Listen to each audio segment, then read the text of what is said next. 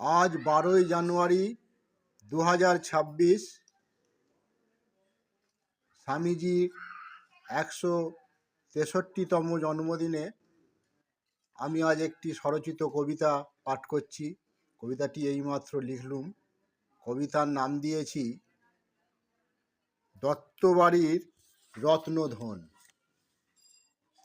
দত্তবাড়িরই রত্নধন, বাংলা মায়ের সুনন্দন। বাঙালির এই সংকটে আজ তাকেই অতি প্রয়োজন। দত্তবাড়ির ছোট্ট খোকা শৈশবেতেই বানিয়ে বোকা, কত মস্ত জ্ঞানী গুণী খাইয়ে দিছে ভ্যাকা চ্যাকা। দেখতে চাইছে দরজা এঁটে জাত কেমনে পালাই ছুটে, সব হুঁকোতেই টান দিয়েছে জাত বেজাতের গণ্ডি টুটে।